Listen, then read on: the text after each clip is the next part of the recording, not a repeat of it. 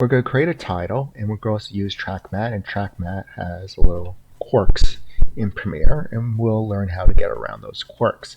We also want to be able to do a light pass through the title text and then build up from there. Not only that, but this video will also cover how to see the title sequence and this main video sequence side by side. So this way, as we do the titles, we could preview the video, and this way we could work on seeing the end result and the title at the same time. In Premiere, under Graphics, Edit, create a new layer, and that layer will be a text layer. Another way to go here would be just by clicking the text tool and typing out on the program sequence itself.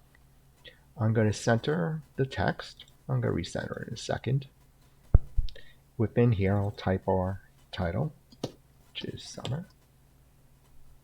I'm going to select centering from here, and then also center out here to line and transform the text.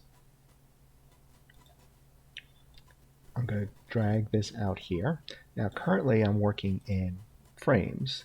The way I got to frames was by holding down the control key, normally we're here, and clicking 1, 2, 3, gets to frames. So frames is a quick way to just jump the playback head to a particular moment, and then I could drag out my sequence to be 200 frames long, but 10 seconds is 300 frames long, so I typed in 300 and drag the playback head here.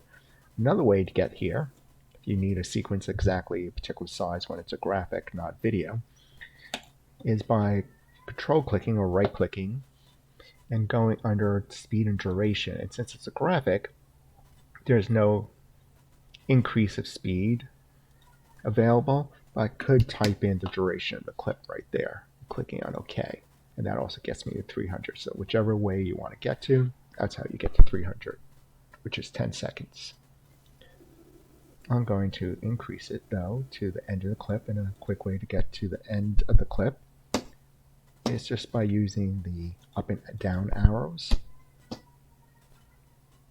and then I'll drag this layer, and that gets me to the full clip.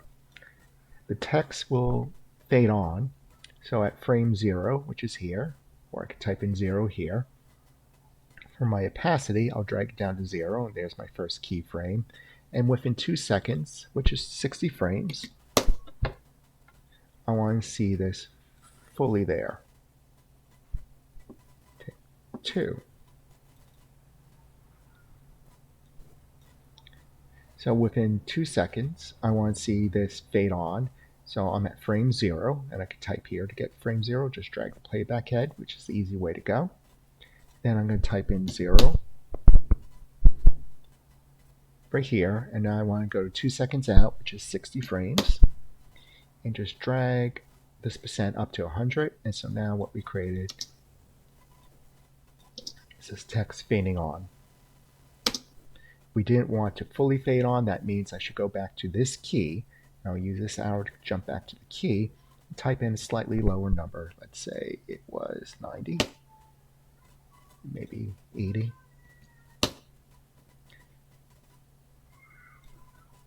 So this way we could still see some of the image behind it. I'm going to duplicate this layer, and the reason I'm duplicating this layer by holding down the Option key or Alt key on a PC and dragging it up, because I'm going to use this as a reference layer, and also I'm going to be using it as a stroke layer a little later on.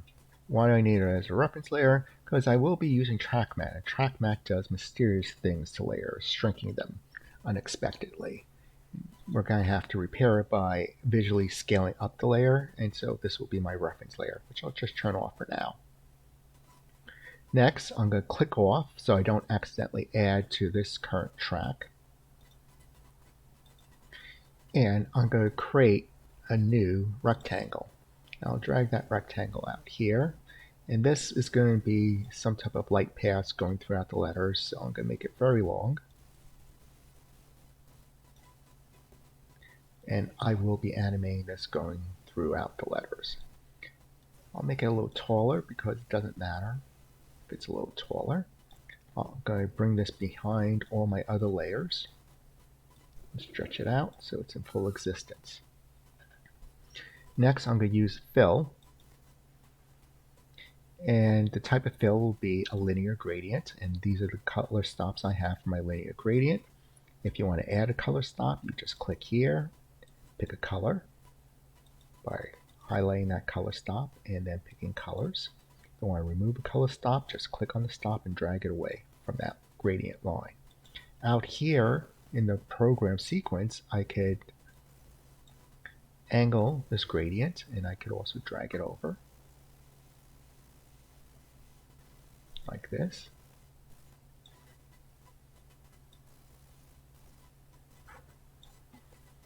I'm also going to decrease how bright this color stop is, and I'm going to pull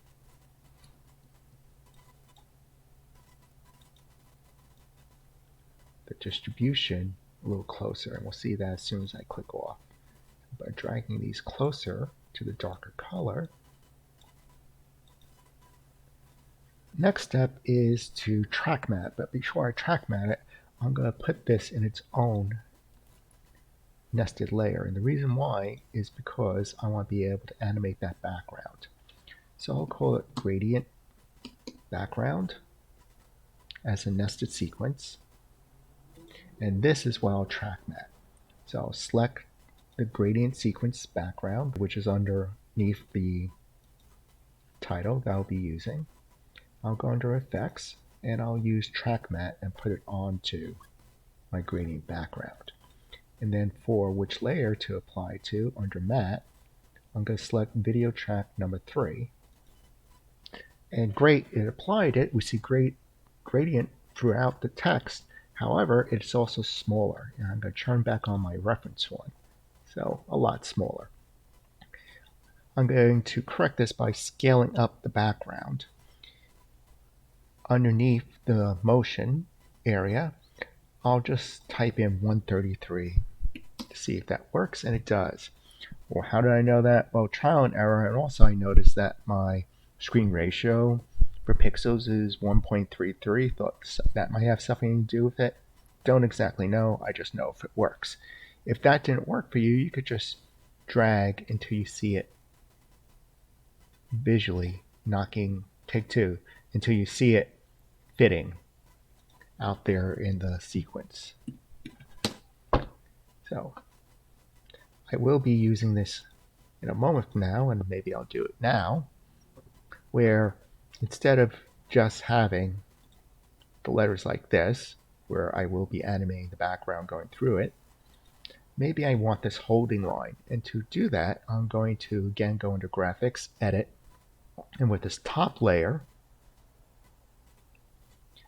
I'm going to select stroke and increase the stroke so we can see it. And I'm going to turn off the fill. Now that's there a little too thick, so I'll just type in 2 as a holding line. If I zoom into the composition, you can see it going around the letters. Now because this isn't track matted and it's on the outside, it'll give a way to always make the text pop a little against the image, and we could still fade back the image more if you wanted. So if it was very faded like this,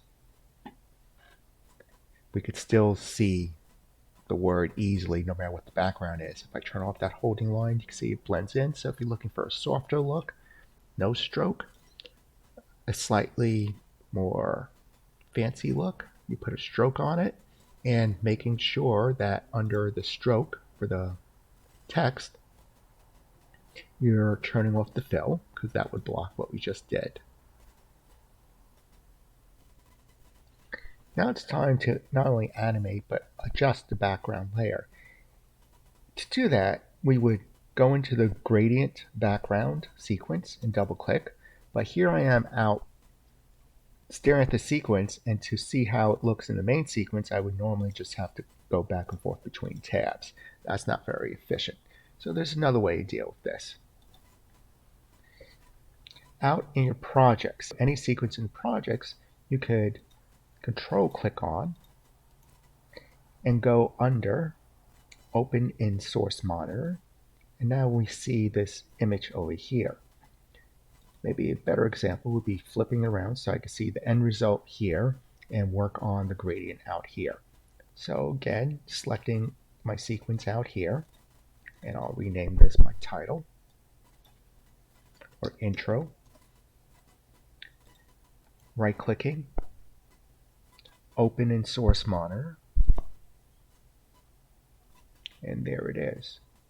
Now it's at frame 0, so I could drag it forward to a good spot, like here. And then I could just, in tabs, or just double clicking background to open in tabs, I can now work on this layer. So now that I'm staring at it and at my lighter opacity, I think I need more extremes. I might flip this around where maybe these color stops are darker. This is a light one, this goes to a darker one, this goes to a light one. I'll make that white, I'll make this one white, and I'll make this one dark. And when I hit OK, we can see it update over here. Now I'm going to zoom out. Let's get back to 50. And if I reposition this, you can see that it changes off in our intro video. So this gives us a great way to work in 2 different times, whether we're doing a title sequence or we're just looking at edits in between 2 sequences, or maybe we're just trying to match up a moment to moment. Now I'm going to animate this by just dragging a little further backwards. If I drag it too far back, let's see what happens. I'm holding down the shift key, we can see that the letters will fill in, which is interesting for growing numbers or growing bar graph for information graphics. Here, I'll just start my text over here, and underneath its effects and controls, I'll back up my time, and this will be my first key. Now, unfortunately, since I don't have a lot of screen real estate, I'm kind of trapped not seeing my source clip at this moment. That's okay, I always could toggle between these 2, or I can take effects and controls, and maybe I'll just dock it over here temporarily. And then I'll focus in over here on my main animation. So again, clicking on here, see my effects controls, pushing Essential Graphics almost off to the side of the screen, or maybe I'll take Essential Graphics and I'll just undock it and close it, because I always go reopen up that window.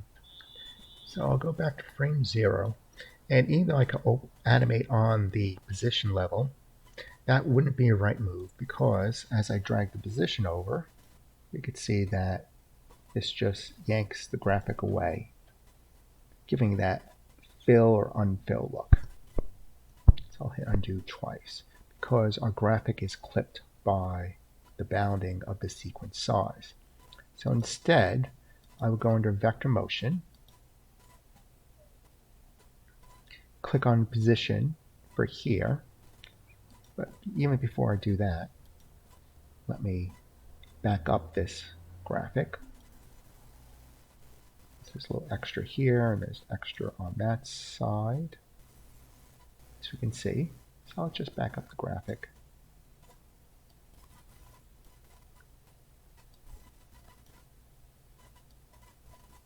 Get started around here.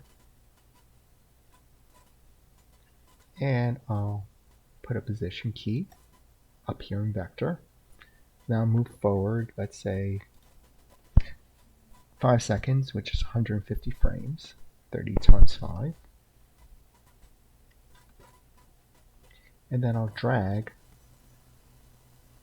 that vector graphic off to the other side. And you can see what's happening up here. So in the end, if I rewind this, you can see we created this light path traveling throughout our letters.